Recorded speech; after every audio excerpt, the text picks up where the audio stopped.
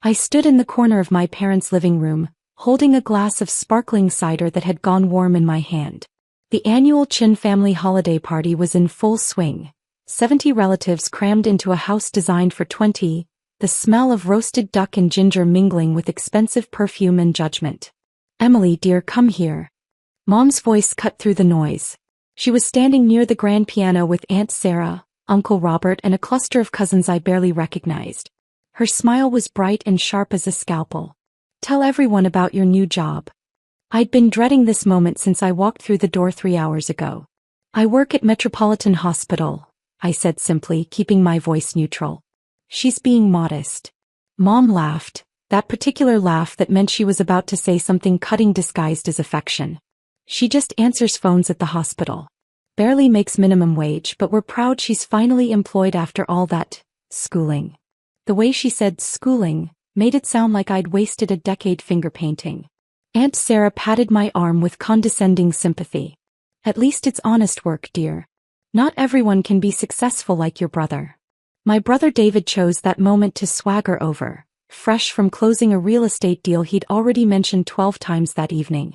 At 32, he was the family's golden child, successful, charming, married to a lawyer, and absolutely insufferable. "Hey, Em." He clapped me on the shoulder hard enough to make me wince. "Still taking appointments at the hospital front desk? School. Someone's gotta do the grunt work, right?" "I don't actually work at the front desk," I started, but Mom was already talking over me. "We tell people she's in healthcare," Mom confided to Aunt Sarah in a stage whisper everyone could hear. "It sounds better than receptionist. Though honestly, after we spent all that money on her education, we thought she'd amount to more." I'd heard variations of this speech for the past 6 years. Ever since I'd stopped explaining what I actually did. It was easier to let them believe whatever they wanted than to watch them dismiss the truth. "Remember when she said she wanted to be a brain surgeon?" Uncle Robert chimed in, swirling his whiskey. "We all thought that was adorable." "Children have such wild dreams," Aunt Sarah sighed. "It's hard when they have to face reality." My cousin Jennifer, 3 years younger, recently promoted to assistant manager at a boutique, gave me a pitying look. "It must be hard, Emily. Seeing everyone else succeed while you're stuck answering phones. But hey, at least you have a job, right?" I took a sip of warm cider and said nothing. This was the Chen family dynamic I'd grown up with. Mom and Dad had immigrated from Taiwan with nothing, built a successful import business through brutal work and sacrifice, and expected their children to be doctors, lawyers, or executives. David had obliged by becoming a real estate mogul. I had disappointed them, or so they thought. "How much do hospital receptionists make anyway?" my cousin Marcus asked, genuinely curious. He was a software engineer at a startup. "Like 30,000 a year? If she's lucky," David said, laughing. "Most of those positions are minimum wage. No benefits, no advancement. Dead-end stuff." "We offered to get her a position at our company," Dad interjected, joining the circle with his usual air of disapproval. "Front office work. Better pay. But she insisted on this hospital thing." "I like healthcare," I said quietly. "Answering phones isn't healthcare, sweetie," Mom corrected. "That's administrative work. There's a difference." The pager in my purse vibrated. I ignored it. It was probably just another routine consult that one of my residents could handle. "The worst part," Mom continued, warming to her favorite topic, "is that we paid for all that fancy education. 7 years of university. And for what? So she could schedule appointments." 8 years, I corrected automatically. "And a fellowship." Mom waved her hand dismissively. Whatever it was expensive and apparently useless. "Maybe she wasn't smart enough for real medical work," Jennifer suggested, trying to sound sympathetic and failing. "Not everyone has the aptitude. At least she found something she can handle." My pager vibrated again. More insistent this time. "I mean, we love you, Em," David said in that way that meant the opposite was coming next. "But you gotta admit, working a desk job at 31 is kind of embarrassing. Most people have careers by now." "She's always been the practical one," Aunt Sarah said. "Not brilliant like David, but steady. That's important too." The pager wouldn't stop vibrating. I pulled it out discreetly and glanced at the screen. Code black. Presidential trauma. Chief of neurosurgery required immediately. cerebral aneurysm rupture. No other surgeons qualified. My blood went cold. Code Black was reserved for national security level medical emergencies. Precedential meant exactly what it sounded like. And cerebral aneurysm rupture meant someone very important was dying, and I had approximately 20 minutes to get to the hospital before brain damage became irreversible. Emily, are you even listening? Mom's voice was sharp with irritation. We're talking about your future. The least you could do is pay attention. I need to make a call, I said, already pulling out my phone. See? This is exactly what we mean, David said to the group. No focus. No ambition. Just coasting through life taking phone calls. I stepped away from the circle and dialed the direct line to the OR. Chen, I said the moment someone picked up. Status update. Now. Chief. The voice was Dr. Patel, one of my senior residents. He sounded terrified. We have POTUS's chief of staff incoming with a ruptured cerebral aneurysm. Happened at the state dinner downtown. Secret Service is bringing him in now. 7 minutes. Dr. Morrison tried to scrub in, but he's not cleared for this level of. I'm 20 minutes out, I interrupted, my mind already running through the procedure.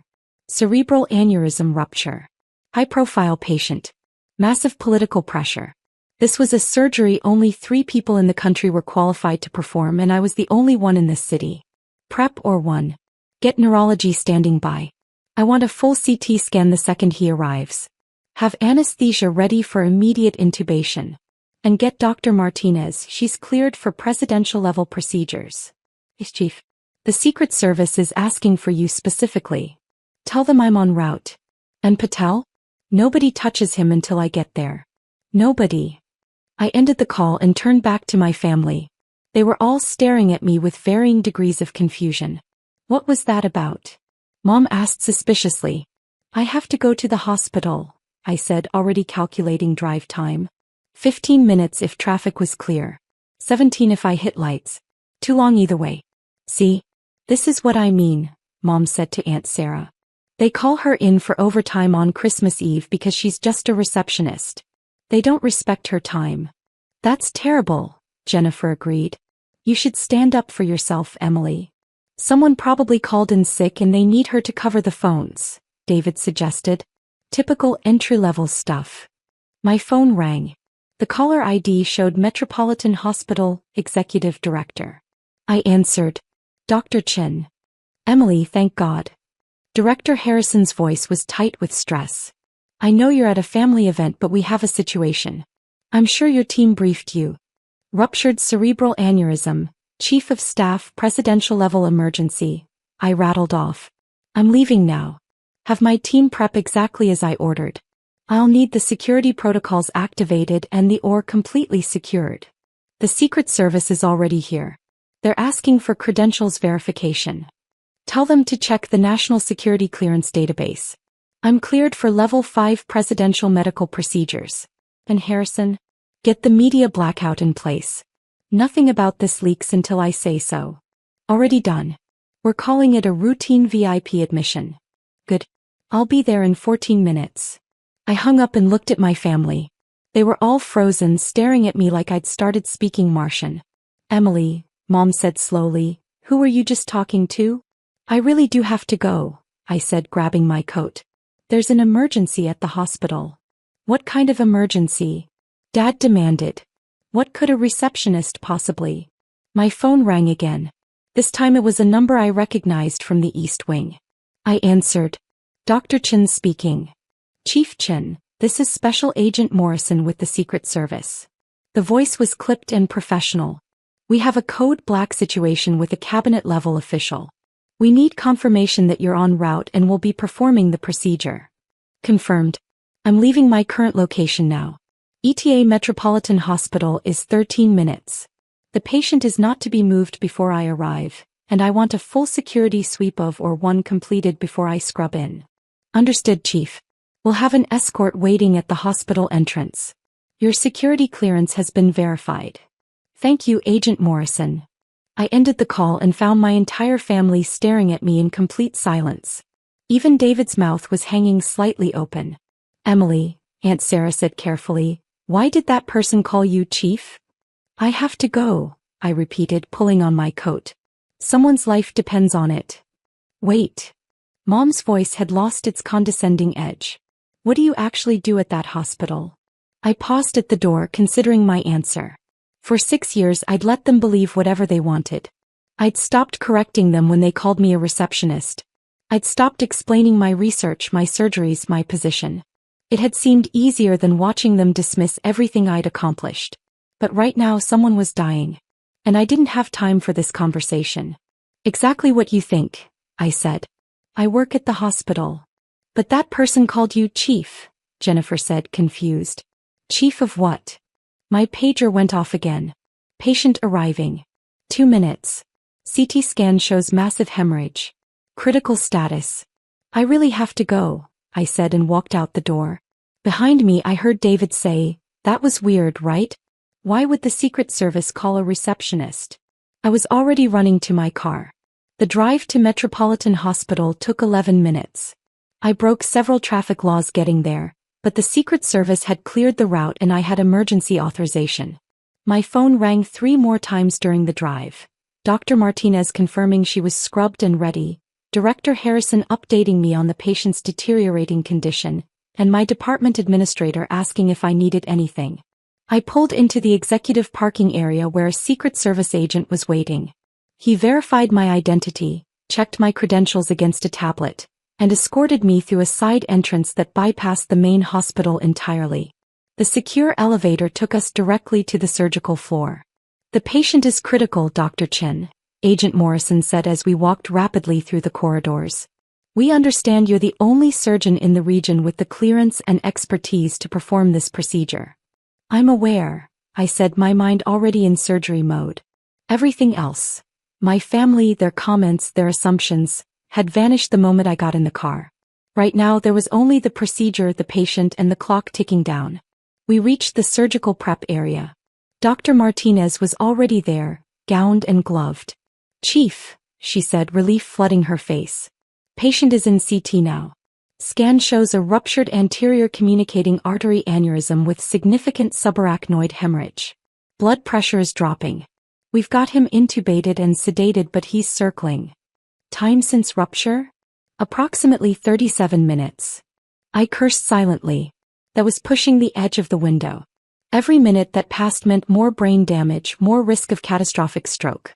Prep him for immediate craniotomy, I ordered, scrubbing in. I want propofol for anesthesia maintenance and get the neurophysiology monitoring set up. If there's any change in brain activity during the procedure, I need to know immediately. Yes, Chief. The scrub nurse helped me into my surgical gown while I continued rattling off instructions. This was the part one loved. The absolute clarity of emergency medicine. No ambiguity. No politics. Just skill, knowledge, and the steady rhythm of surgical precision. CT images are up, Dr. Patel called from the monitoring station. I studied the scans while finishing my scrub. The aneurysm had ruptured catastrophically, bleeding into the subarachnoid space. The blood was putting pressure on critical brain structures. If I didn't relieve that pressure and clip the aneurysm in the next hour, the patient would suffer irreversible brain damage or death. Or, one is ready, the surgical coordinator announced. Let's move. I walked into the operating room where my team was assembled.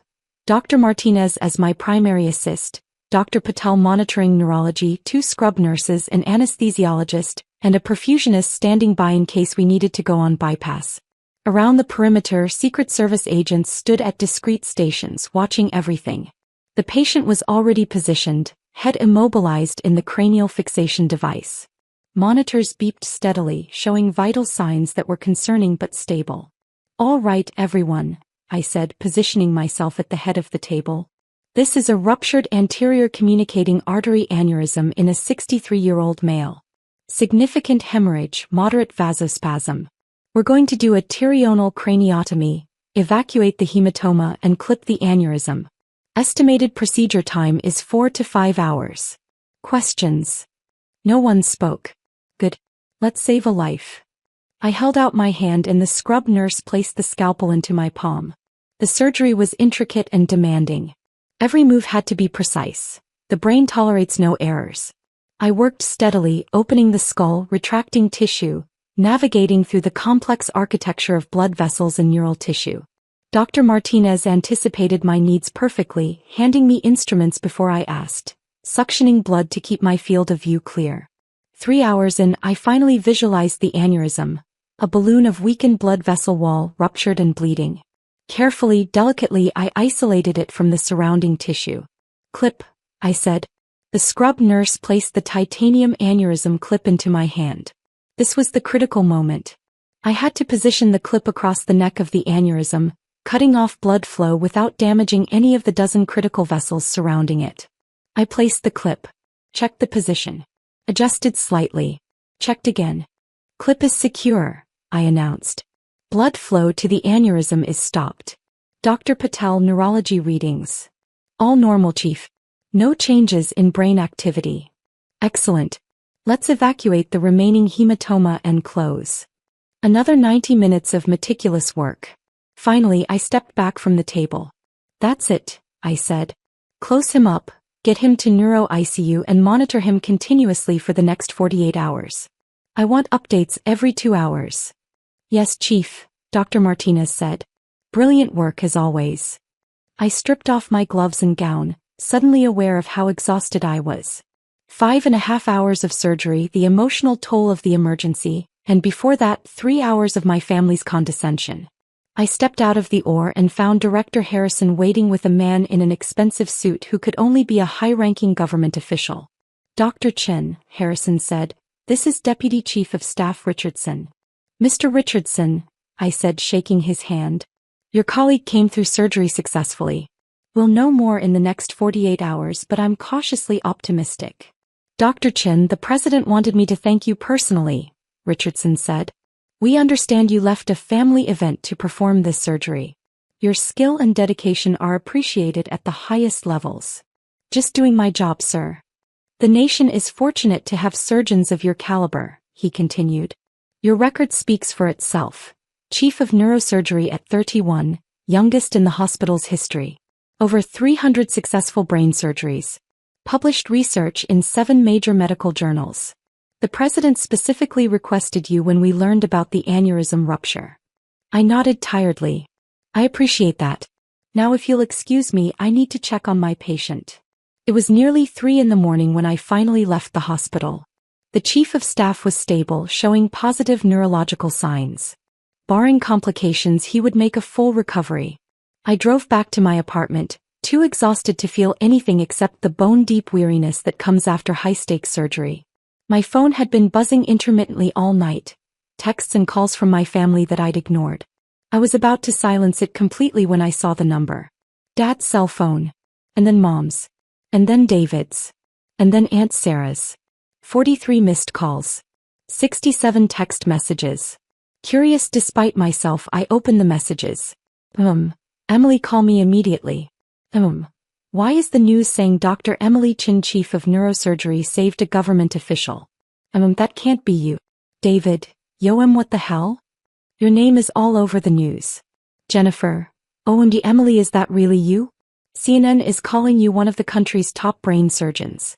Aunt Sarah. Emily, dear, I think there's been a mistake. The news is saying you're a doctor? Dad, Emily. Call your mother. No. I scrolled through the messages with a growing sense of unreality. Turned on my TV. And there it was. My face on CNN, a photograph from last year's American College of Surgeons conference. Dr. Emily Chen, Chief of Neurosurgery at Metropolitan Hospital, successfully performed emergency surgery on a senior government official tonight. Dr. Chen, only 31 years old, is considered one of the nation's leading neurosurgeons, specializing in cerebrovascular procedures. She completed her medical degree at Johns Hopkins, her residency at Massachusetts General Hospital, and a fellowship in neurosurgery at Stanford Medical Center. I turned off the TV. My phone rang. I answered. Emily. Her voice was strange, shaky, confused, nothing like her usual confidence. Emily, the news is saying you're a brain surgeon. That you're the chief of surgery at the hospital. Neurosurgery, I corrected. And yes, I am. Silence. But you said you worked at the hospital. I do work at the hospital. You let us think you were a receptionist. No, I said quietly. You told everyone I was a receptionist. I just stopped correcting you. Why would you, Emily? This doesn't make sense. If you're a surgeon, if you're the chief of surgery, neurosurgery, why wouldn't you tell us? I sat down on my couch, staring at the dark window. Do you remember 6 years ago? When I told you I'd been appointed chief of neurosurgery? Silence on the other end. I was 25. The youngest department chief in the hospital's history. I just published research that revolutionized how we treat aneurysms. I was so proud. So excited to tell you. I don't remember. You said it was a fancy title for a regular doctor. That David's real estate deal that week was more impressive. That I should focus on finding a husband instead of chasing career advancement. I heard her sharp intake of breath. After that, I stopped trying to explain. I continued. Every time I mentioned a surgery, you changed the subject. Every time I talked about my research, you made a comment about how I was wasting my time. So eventually I just let you believe whatever you wanted. It was easier. Emily, we didn't mean. You asked how much hospital receptionists make, I said. I make $470,000 a year plus research stipends. I own a condo downtown. I paid off my medical school loans 3 years ago. I have a successful career. I save lives. And none of that mattered to you because it didn't fit the narrative you'd already decided about me. We're your family, Mom said, and now her voice was definitely shaking. We love you. We just didn't understand. You didn't want to understand, I corrected gently. You wanted me to be disappointed and struggling so David could be the successful one. You needed me to be the family failure. That's not, Emily, that's not fair. Maybe not, I agreed. But it's true. And I'm too tired to argue about it right now. I just spent 5.5 hours performing brain surgery on a man who would have died without my expertise. I'm going to sleep. We can talk about this later. Emily, wait. I hung up. My phone immediately started ringing again. I turned it off. The next morning, I woke to find my apartment building surrounded by news vans. Apparently, saving the chief of staff's life during a Christmas Eve emergency had made me a minor celebrity. I ignored all interview requests, made coffee, and prepared to go back to the hospital to check on my patient. My building's doorman buzzed up. Dr. Chen, you have visitors in the lobby. Tell the press I'm not giving interviews. It's not the press, ma'am. Well, it's quite a lot of people. They say they're your family. I closed my eyes. Of course they were. Send them up. 5 minutes later, my entire family crowded into my living room. Mom, Dad, David and his wife Jennifer, Marcus, Aunt Sarah, Uncle Robert, and at least a dozen cousins I'd barely spoken to in years. They stood awkwardly in my entryway, taking in my condo. The modern furniture, the original artwork, the wall of medical textbooks and journals, the framed commendations from the American College of Surgeons, Johns Hopkins and Massachusetts General. Emily, Mom started. Before anyone says anything, I interrupted, I want to make something clear. I didn't tell you about my career because you made it obvious you didn't want to hear about it. Every time I tried, you dismissed it. So I stopped trying. We didn't know, Jennifer said weakly. You didn't ask, I countered. For 6 years, none of you asked what I actually did at the hospital. You just assumed. David ran a hand through his hair. I'm sorry. I'm really sorry. The things I said last night were unkind but honest, I finished. You all believed I was a failure because it was easier than recognizing my success. We're proud of you, Dad said gruffly. Are you? I asked. Because yesterday you were embarrassed by me. You told 70 relatives that I barely make minimum wage. You said my education was wasted. You said I wasn't smart enough for real medical work. Aunt Sarah had the grace to look ashamed. Emily, dear, we didn't understand. You didn't try to understand, I said. And that's the problem. Mom stepped forward. Emily, you're right. We're sorry. We should have listened to you. We should have asked. We should have. She paused and I saw tears in her eyes. We should have been better parents. The room fell silent. I don't need you to be proud of me now that you know the truth, I said quietly. I needed you to be proud of me when you thought I was a receptionist. I needed you to respect me regardless of my job title. But you couldn't do that. We can do better, Dad said. If you'll give us the chance. I looked at all of them, my complicated, difficult, judgmental family. The same people who had dismissed and belittled me were now standing in my living room, looking genuinely remorseful. "I have to go to the hospital," I said finally. "I have a patient in neuro ICU who needs monitoring. But I'm willing to have a real conversation. Eventually. When we can all be honest with each other." Mom nodded, wiping her eyes. "We'd like that. One more thing," I added, opening my door. "The next time someone tells you what they do for a living, believe them. And respect them. Regardless of whether it impresses you." They filed out slowly, each one stopping to apologize or say something conciliatory. David hugged me. Jennifer asked if we could have coffee sometime. Aunt Sarah promised to do better. When they were gone, I sat on my couch and felt the weight of 6 years of silence lift slightly from my shoulders. My phone buzzed, back on now, flooded with messages. But one stood out. "Dr. Martinez. Martinez. Chief, patient is awake and responding well. Full neurological function intact. You did it." I smiled and texted back, "We did it. Team effort." Then I grabbed my keys and headed to the hospital. I had a patient to see, rounds to complete, and a department to run. Being chief of neurosurgery didn't stop for family drama or media attention. But maybe, just maybe, the next family gathering would be different. Maybe they'd ask about my work, my research, my surgeries.